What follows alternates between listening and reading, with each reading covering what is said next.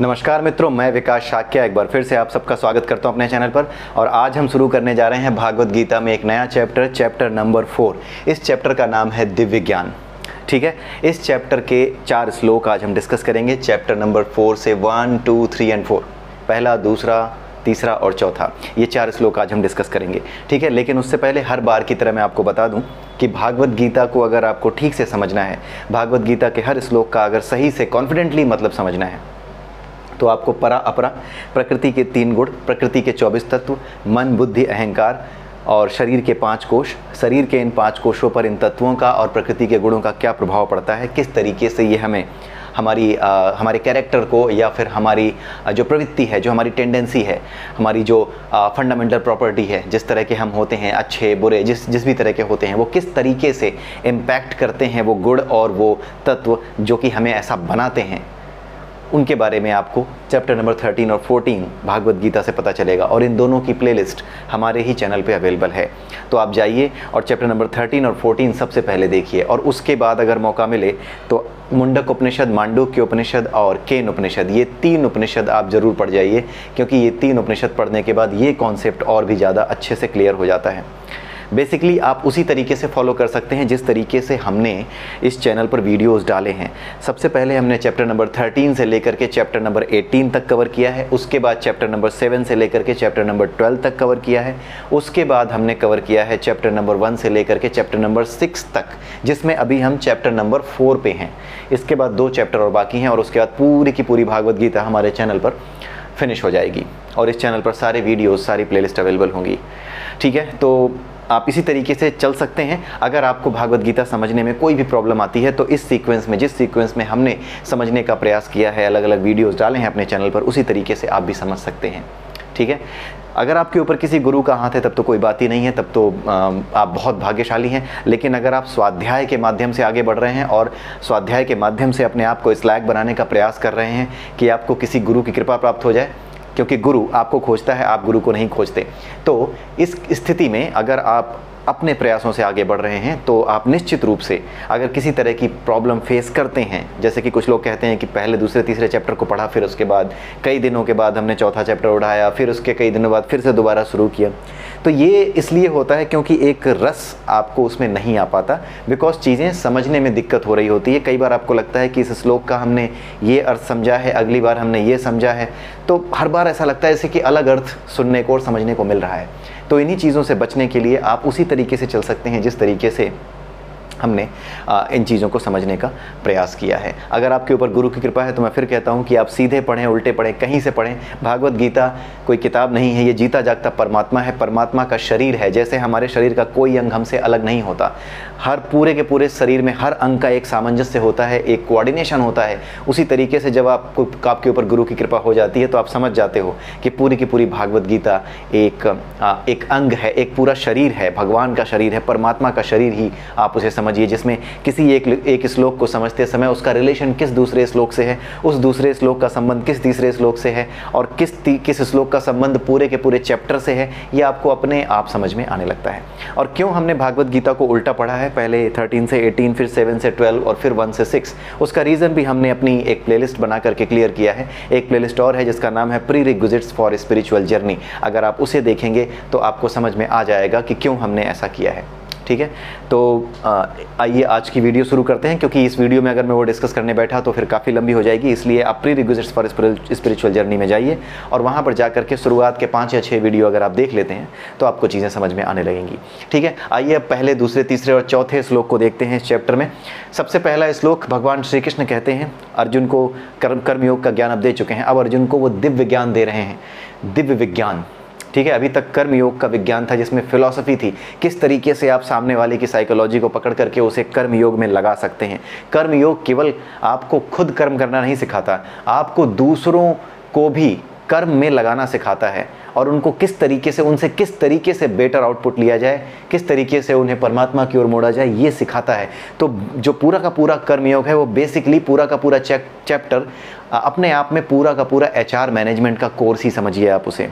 ठीक है, leadership quality develop करने के लिए आपको चैप्टर नंबर 3 पूरे तरीके से अपने जीवन में उतारना होगा। जरूरी नहीं है कि आप उस चैप्टर को समझ जाएं तो आप लीडर बन जाएं, उसे जीवन में उतारना होता है। जीवन में उतारने का एक ही तरीका है, प्रैक्टिस। अभ्यास।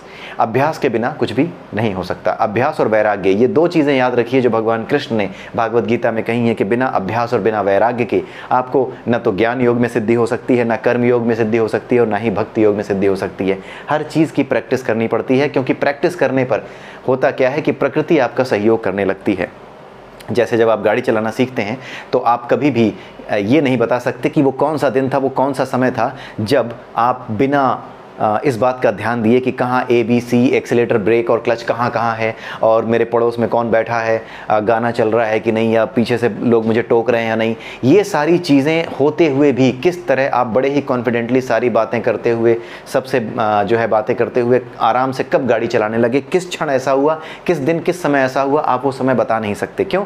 क्योंकि आपने सिर्फ प्रैक्टिस की। जब आपने प्रैक्टिस की तो ये नेचर अपना काम करती है। नेचर आपके चरित्र को, आपके ज्ञानमय कोश में वही चीज़ें आपके दिमाग के एक विशेष कोने में, जहाँ पे ज्ञानमय कोश का लिंक होता है, वहाँ पर इन चीज़ों को इकट्ठा करती जाती है, और फिर आप बड़े आराम से इन चीज़ों को सीख जाते हैं, परमानेंट हो जाती हैं। अगर आप 3-4 महीने बाद भी गाड़ी चलाना वापस शुरू करते हैं, या 1 साल बाद भी गाड़ी वापस चलाते हैं, तो आपको पता चलता है कि आप वैसे ही चला पा रहे हैं। क्योंकि प्रैक्टिस करने पर, जिन चीज़ों की आप प्रैक्टिस करते हैं, ठीक है, उन चीज़ों की प्रैक्टिस करने पर जहाँ पे खुद आपको करना पड़ता है, इसीलिए कहा जाता है ना कि ये अनुभव का विज्ञान है। खुद जिसने अनुभव किया उसे ही पता चलता है।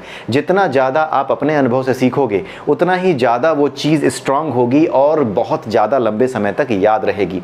ये इस बात का प्रूफ है। ये जो गाड़ी चलाने का एग्जाम्पल है या साइकिल चलाना सीखने का एग्जाम्पल है, ये चीज़ें आपके माइंड में उस जगह पर, आपके ज्ञानमय कोश में उस जगह पर चली जाती हैं जहाँ ये आपके पूरे के पूरे शरीर, जब तक ये शरीर है तब तक उसके उस समय तक के लिए उस ज्ञानमय कोश में आपका जो ज्ञान है, आपकी जो बुद्धि है, वहाँ पर वो स्थिर कर देती हैं। क्योंकि बहुत सी चीज़ें ऐसी हैं जहाँ पर गुरु का योगदान होता है।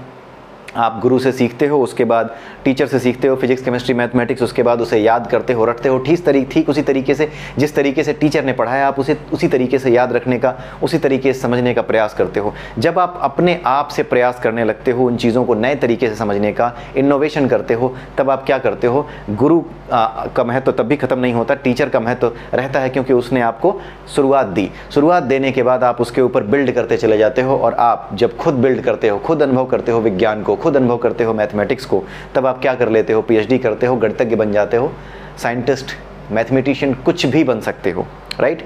क्योंकि जब आप जैसे ही डिटैच होते हो, detachment is the key. Detach जब होते हो, जो नॉलेज आपके पास है वो केवल और केवल आपका आधार था, वो जानकारी था जो आपके पास है। जो नॉलेज है वो तो आपके भीतर है, इस प्रकृति में भरा पड़ा है, उसे खोलने की क्षमता आ जाती है जब आप खुद से एक्सप्लोर करते हो। तो जहाँ पर आपका अनुभव शामिल है वहाँ पर आपका ज्ञान बड़े ही उच्च स्तर का होगा, ये निश्चित है। इसीलिए जिस चीज़ में आप खुद मेहनत करते हो, गाड़ी आपके लिए कोई दूसरा नहीं चला सकता, आपको खुद चलानी सीखनी पड़ती है, नहीं तो चला ही नहीं पाएंगे। तो जब आप स्वयं प्रयास करते हो तो आपके पास केवल एक ही रास्ता रहता है, प्रैक्टिस। एक ही चीज़ को बार बार दोहराना। कोई चीज़ फेल हो रही है, बार बार फेल हो रही है, बार बार बनाइए, बार बार करिए उस काम को, ठीक है, हो जाएगा। एक दिन वो ऐसा लगेगा कि, ऐसा आपको खुद लगने लगेगा कि आखिर मैं कर क्यों नहीं पाता था इतनी आसान चीज़, जबकि वो चीज़ आपको आसान तब नहीं लगती थी जब आप उसे सीख रहे थे। तो यही है आपका बेसिक कॉन्सेप्ट। तो अब शुरू करते हैं जरा पहले श्लोक से। पहले श्लोक में भगवान कृष्ण कहते हैं कि सृष्टि के आरंभ में, ये जो ज्ञान मैंने तुम्हें दिया है अभी कर्मयोग का, सृष्टि के आरंभ में यही ज्ञान मैंने किसको दिया था, विवस्वान को दिया था। ठीक है, विवस्वान कौन है, सूर्य का राजा। सूर्य का राजा यानी सूर्य का मूल तत्व। आप इस बात को ध्यान से समझिए, जो सूर्य देव हैं, माँ दुर्गा हैं, माँ काली हैं, या जितनी भी ये देवी देवता आप देखते हैं, ये सब मूल तत्व हैं इनके, ये तत्व हैं, ये एलिमेंट्स हैं, इस पूरे के पूरे नेचर में फैले हुए एलिमेंट्स हैं, इस अपरा में फैले हुए एलिमेंट्स हैं। ठीक है, इन एलिमेंट्स का एक मूल गुण है, एक मूल तत्व है। इस मूल तत्व की वजह से ही उस एलिमेंट की कोई प्रॉपर्टी है। जैसे किसी चीज़ में अगर आग लगती है तो इसका मतलब है कि उस चीज़ में आग लगने वाली एलिमेंट अवेलेबल है। ठीक है, उस चीज़ में आग लगने वाला एलिमेंट अवेलेबल है जो उसे खुद जला सकता है। जैसे हवाई जहाज़ में पेट्रोल भरा हुआ है, ठीक है, किसी भी तरह की दुर्घटना होती है तो उसमें आग तभी लगती है जब उसमें पेट्रोल भरा हो। ठीक है, पेट्रोल नहीं होगा तो वो क्या जलेगा, कोई ऐसी चीज़ जो जल सकती है, कोई ऐसी चीज़ जो स्पार्क कर सकती है, कोई ऐसा एलिमेंट होने पर ही वो हो सकता है ऐसा काम। उसी तरीके से हर देवी देवता, जिसको हम देवी देवता कहते हैं, उनके अलग अलग स्पेसिफिक पर्पजेज़ हैं। माँ दुर्गा के स्पेसिफिक पर्पजेज़ अलग अलग हैं, शिव जी के अलग हैं, दूसरे जिनको हम वायुदेव, इंद्रदेव कहते हैं, वो एलिमेंट्स अलग हैं, उनकी क्रियाविधि अलग है, उनका नेचर अलग है। उसी तरीके से जो विवस्वान है, जो सूर्य का मूल तत्व है, सूर्य का जो मूल तत्व है, जिसे आप सूर्य का राजा भी कह सकते हैं, विवस्वान जो है वो सूर्य का राजा है, सूर्य का मूल तत्व है, जो सूर्य चमकता है, जिसकी वजह से सूर्य में चमक है, जिसकी वजह से सूर्य पूरे के पूरे सौर मंडल को जीवन देता है, इसमें हमारा जन्म होता है, हमारा पालन पोषण होता है, पृथ्वी पर रहने लायक जो विशेषताएं हैं, उन रहने लायक, जिंदा रहने लायक विशेषताओं को पैदा करने वाला अंत में सूर्य ही है। तो भगवान कृष्ण यही बता रहे हैं कि ये जो विवस्वान है, जो कि सूर्य का मूल तत्व है, जिसकी वजह से सूर्य में रोशनी है, जिसकी वजह से सूर्य अपना काम कर रहा है, हर ग्रह आपने देखा होगा कि चक्कर लगा रहा है, तो हर ग्रह में एक तत्व कॉमन होगा जो उसको घुमाता है, उसके अलावा हर एक ग्रह का अपना एक अलग वो है। जैसे चंद्रमा है, उसकी अपनी रोशनी नहीं है, लेकिन चंद्रमा का भी एक मूल तत्व है, ठीक है। उसी तरह से सूर्य का एक मूल तत्व है, जिसकी वजह से सूर्य चमकता है। तो उसी मूल तत्व को क्या कहा जाता है? विवस्वान, यानी सूर्य का राजा। तो भगवान कृष्ण ने कहा कि सृष्टि के आरंभ में ये ज्ञान मैंने सूर्य के राजा यानी विवस्वान को दिया था, उस तत्व को दिया था जिसे विवस्वान कहते हैं, जिसकी वजह से सूर्य चमकता है। जैसे इंद्र है, वरुण है, जिसकी वजह से बारिश होती है, तो इनके पास अपनी अलग अलग चीज़ें हैं, ठीक है, इनकी अपनी विशेषताएं हैं। लेकिन विवस्वान जो कि सूर्य है, उसके पास क्या है? अपना ज्ञान है। ज्ञान मैंने आपको पिछले चैप्टर में ही हमने डिस्कस किया था, चैप्टर नंबर 3 में ही भगवान कृष्ण ने भागवत गीता के श्लोक में कहा है कि जो भी ज्ञान है ना, वो इस अपरा में फैला हुआ है, आपको उसे खोलना पड़ता है। ये ज्ञान अपरा में फैला हुआ है, यानी अपरा में क्या क्या है? सूर्य है, चंद्रमा है, बड़े बड़े ब्रह्मांड हैं, ये सारी की सारी चीज़ें इस अपरा में फैली हुई हैं, और इन सबके बीच में ज्ञान भी तैर रहा है। किसका ज्ञान? परा का ज्ञान। क्योंकि परा के ज्ञान, परा का एक एलिमेंट जिसको क्षर ब्रह्म कहते हैं, वही क्षर ब्रह्म अपरा को चला रहा है। तो क्षर ब्रह्म के पास अपने आप में नॉलेज है, तो वो नॉलेज अपने आप में हर तरफ फैला हुआ है। तो इसी नॉलेज का कुछ हिस्सा किसके पास है? चंद्रमा के पास है, कुछ किसी के पास है, कुछ किसी के पास है, कुछ सबसे ज़्यादा विद्वान है, जैसे ब्रह्म है वो सबसे ज़्यादा, वो सभी विद्याओं का स्रोत है, अंत में वो निकला किससे है? परा से है, इसीलिए ब्रह्म को जानने का प्रयास करते हैं लोग, ठीक है। तो ये जो विवस्वान है, ये जो सूर्य है, ये भी इसी अपरा का हिस्सा है, ठीक है। इस अपरा का हिस्सा होने की वजह से क्या है कि विवस्वान को भी वो ज्ञान है, वो ज्ञान उनमें भी शामिल है। जैसे एक बार हमने देखा ना कि आत्मा खुद ज्ञानमय है, इसके ऊपर ज्ञानमय कोश है, अंदर आनंदमय कोश के भीतर आत्मा है। तो ये जो आत्मा है, ये उतनी ही ज्ञानी है जितनी कि परमात्मा ज्ञानी है, जितना कि परमात्मा जानता है उतना ही ज्ञानी है। वो सारा ज्ञान जो कि परा में है, वो सारा अपरा में भी आत्मा के रूप में विद्यमान है। आत्मा के ऊपर जो ज्ञानमय कोश है, वो सब का सब, पूरा का पूरा ज्ञान रखता है, हर चीज़ का, प्रकृति का दिव्य ज्ञान, जो कि बाहर जाने वाला, बाहर जा करके प्राप्त करने वाला ज्ञान हो या भीतर आकर के प्राप्त करने वाला ज्ञान हो, ये दोनों ज्ञान कौन रखता है? ये हमारी आत्मा रखती है। उसी तरीके से आत्मा भी एक एलिमेंट है, सुप्रीम एलिमेंट है हमारे जीवन का। उसके ऊपर कई एलिमेंट्स यूज़ करके हम जो है पूरा का पूरा शरीर बनते हैं। पानी है, जल है, पानी है, वायु है, आकाश है, सब कुछ है। इन सारे एलिमेंट्स को मिल करके हम बन जाते हैं, लेकिन जो मेन एलिमेंट है जो हमें चलाता है वो क्या है? आत्मा है। उसी तरीके से सूर्य का मेन एलिमेंट विवस्वान है। साइंस की भाषा में अगर आप कह लें, कहना नहीं चाहिए लेकिन कहना चाहें, जिसकी वजह से सूर्य जलता है, चमकता है और हमें रोशनी देता है, वो है हीलियम, राइट। तो इसकी तुलना आप हीलियम से कर सकते हैं, जिसको साइंस आज की डेट में हीलियम कहता है, तो आप उसे उस तरीके से समझ सकते हैं।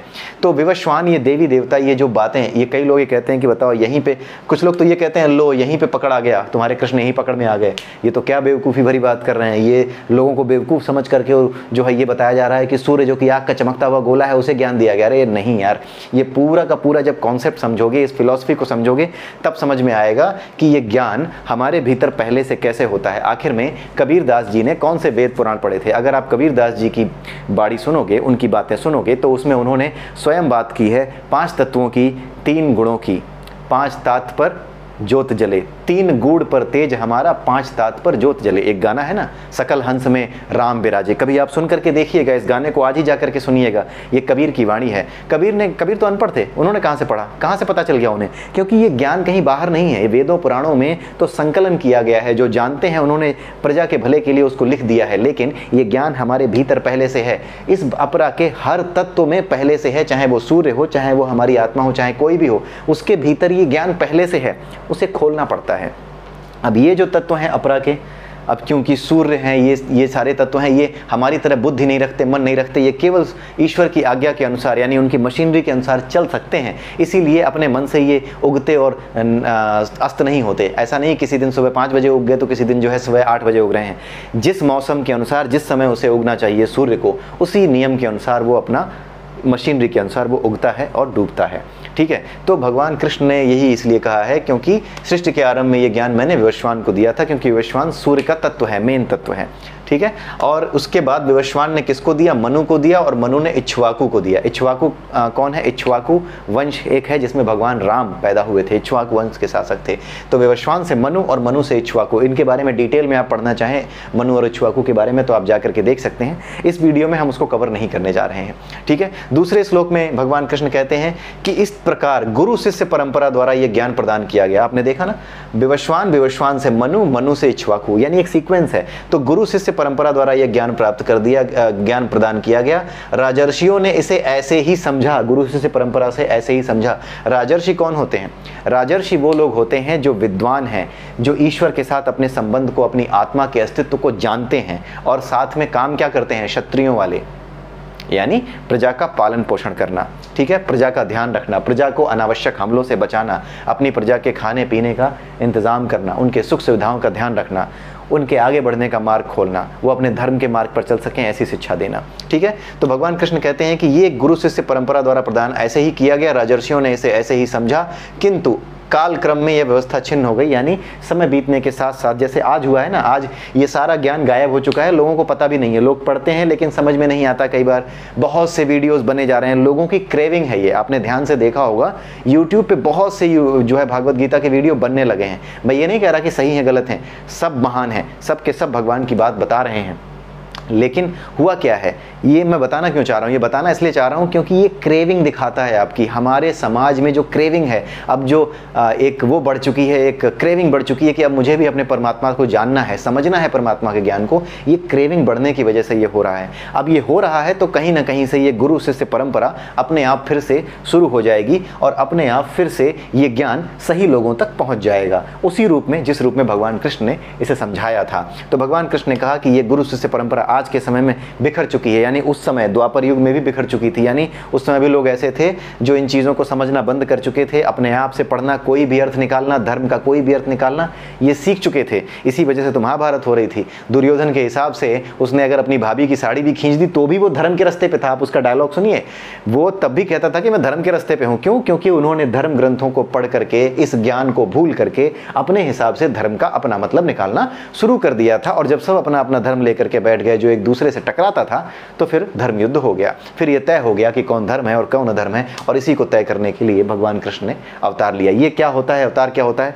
एक बार हम पहले डिस्कस कर चुके हैं, आगे के श्लोकों में भी इसके बारे में डिटेल में डिस्कस करेंगे। अब भगवान कृष्ण कह रहे हैं कि ये विज्ञान यथा रूप में, जिस रूप में था, ये उस रूप में लुप्त हो चुका है। 1 मिनट का मुझे मौका दीजिए, क्योंकि मेरा जो ये वीडियो है ना, बीच बीच में अचानक से बंद हो जा रहा है, तो मुझे ये देखना है कि कहीं बंद ना हुआ। नहीं, बिल्कुल बंद नहीं हुआ, बहुत अच्छी बात है। 2 ही श्लोक बचे हैं, आइए जल्दी से इसको भी कवर कर लेते हैं।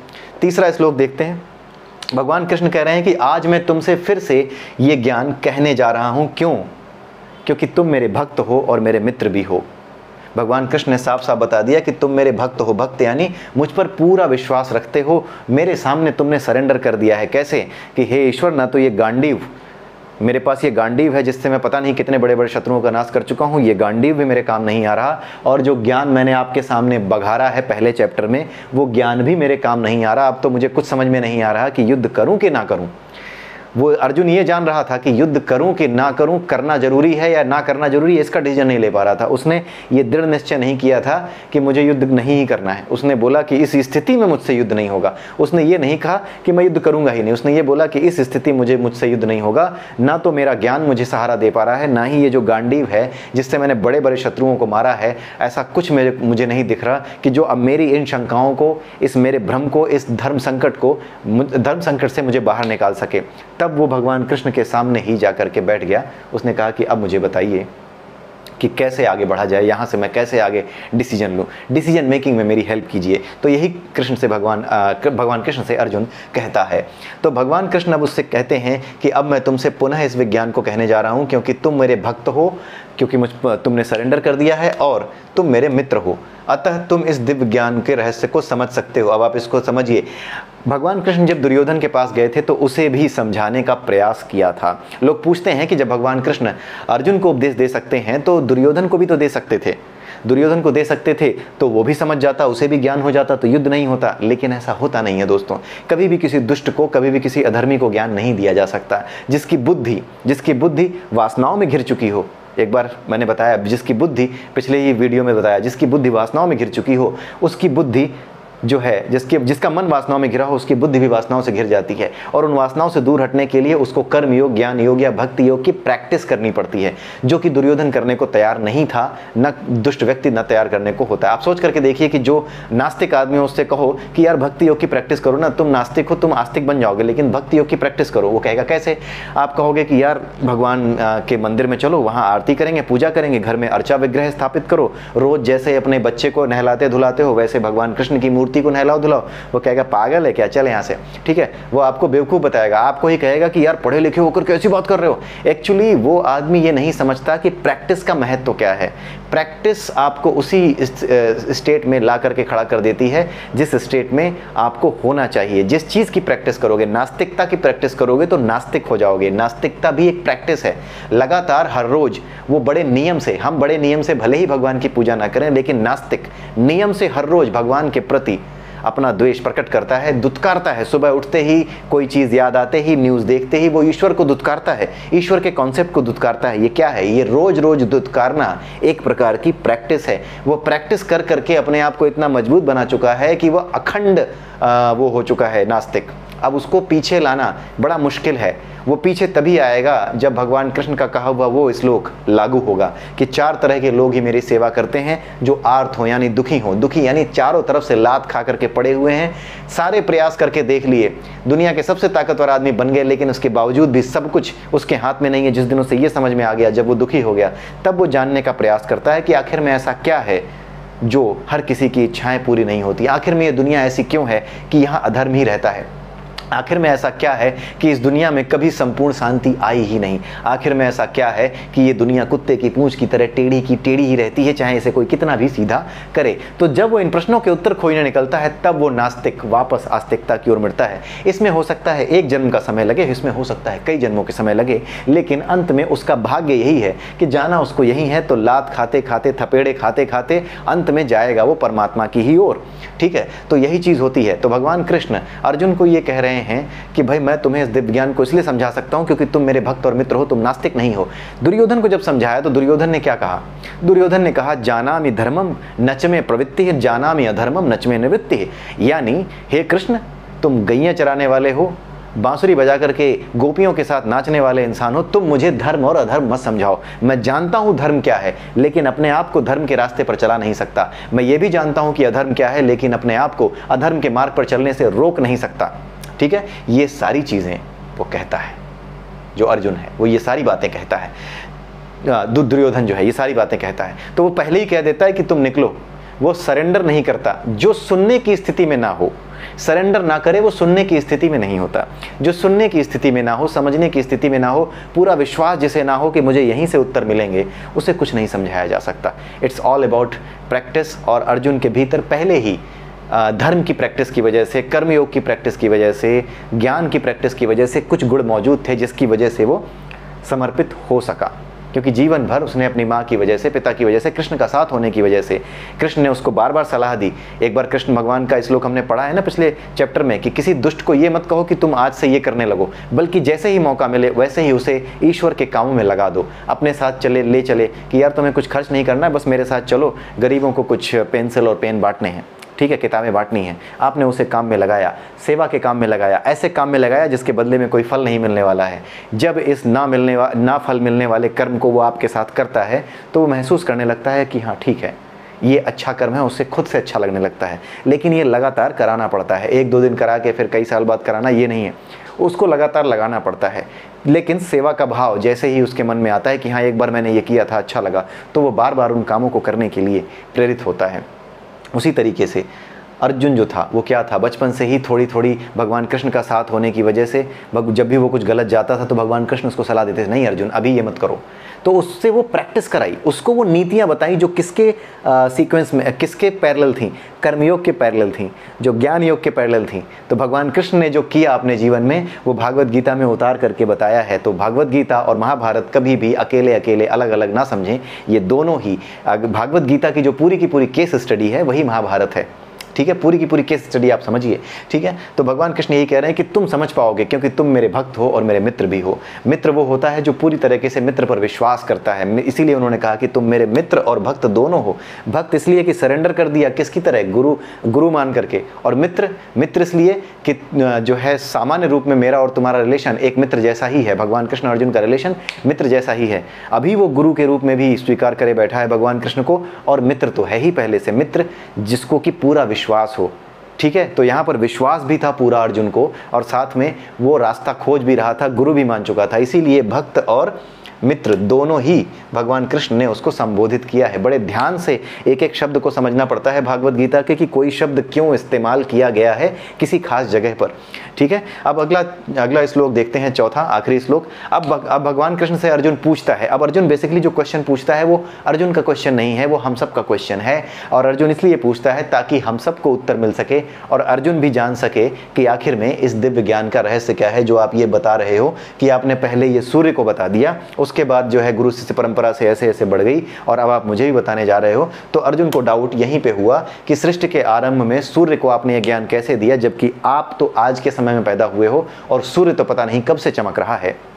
तो भगवान कृष्ण इसका क्या उत्तर देते हैं ये अगले वीडियो में हम देखेंगे। आज के लिए 4 वीडियो आई होप कि आपको अच्छे लगेंगे, आपको समझ में आ रहा होगा कि भागवत गीता समझनी कैसे है, देखना कैसे है, किस नज़रिए से इसको देखना होता है। और आप जरा सोच करके देखिए कि कितना अंतर होगा अब जबकि आप मेरे साथ लगातार जुड़े हुए हैं, हमारे साथ जुड़े हुए हैं, तब ये भागवत गीता के इन श्लोकों को समझते समय आपको क्या महसूस होता है, और पहले जब आप खुद पढ़ते थे तो कितना अंतर इस समय अब आ गया है। ये सब ऊपर वाले की हम सब पे कृपा है। इट्स नॉट ओनली मी, ये मैं नहीं हूँ, ये ऊपर वाला है जो हम सब पे अपनी कृपा की बारिश कर रहा है, जिसने हमारी बुद्धि इस तरह से खोल दी है कि हम सब आपस में जुड़ करके इस दिव्य ज्ञान को समझ रहे हैं। और केवल समझना नहीं है, हमारा एक कर्तव्य बनता है कि हम ज़्यादा से ज़्यादा लोगों तक इस ज्ञान को फैलाएं, अपने बच्चों में, अपने परिवार में, अपने समाज में। केवल ऐसा ना करें कि हाँ मेरी वीडियो आप शेयर करें। अगर आपको खुद वीडियो बनानी है तो 2 मिनट की, 3 मिनट की वीडियो बनाइए और अपने दोस्तों में शेयर कीजिए, क्योंकि आपकी वीडियो को आपके दोस्त जल्दी देखेंगे। हमारा मुख्य उद्देश्य केवल और केवल ज्ञान फैलाना है, चैनल को मोनेटाइज करके पैसे कमाना नहीं है। ठीक है, तो इस वास्तविक ज्ञान की आवश्यकता ज़्यादा है बजाय इसके कि मैं पैसे कमाऊं या आप पैसे कमाएं या कोई पैसे कमाए। अगर ये ज्ञान बचा रहा तो संसार अपने आप समृद्ध हो जाएगा। जब संसार समृद्ध हो जाएगा तो हमारी समृद्धि की चिंता हमें नहीं करनी पड़ेगी। इसीलिए इस ज्ञान की परवाह करते हैं आप सब 2-2 मिनट के, 3-3 मिनट के, 1-1 मिनट का जैसा वीडियो बना सकें। किसी एक श्लोक को उठा लिया जिसको आप बड़े अच्छे से एक्सप्लेन कर सकते हैं, उसको उठाया, 2 मिनट की वीडियो बनाए, अपने दोस्तों में बांट दिया, बताया कि देखो आज मैंने कुछ समझा है गीता से, जरा इसे देखो। आपके दोस्त हैं, आपकी बात जल्दी पकड़ेंगे। अगर आप किसी दूसरे की वीडियो शेयर करते हो तो थोड़ा सा लोग अपना समय देखने की कोशिश करते हैं कि आखिर में थोड़ा समय मिले तभी उसको देखेंगे, और इस चक्कर में वो कई बार वो छोड़ देते हैं। लेकिन जब आप डालोगे वीडियो कहेंगे अरे वाह ये क्या डाला इसने आज, क्योंकि दोस्ती का रिलेशन एक अलग ही होता है। तो आप जो है ऐसा करना शुरू कीजिए और आइए मिल करके ये प्रयास करते हैं ताकि ये प्रयास सफल हो, पूरा विश्व एक दिन शांति पाए। संसार में इतनी उथल पुथल, बीमारियां, युद्ध, महामारी, संकट और जितना भी आतंकवाद की वजह से जो भी संकट फैला हुआ है, इन सभी संकटों से अगर कोई चीज़ मुक्ति दिला सकती है तो वो ये ज्ञान है, और इस ज्ञान के अनुसार किया गया कर्म। ठीक है, तो आइए इसी के साथ इस वीडियो को समाप्त करते हैं। अगले वीडियो में आपसे फिर मिलूंगा, तब तक के लिए नमस्कार, जय श्री राधे।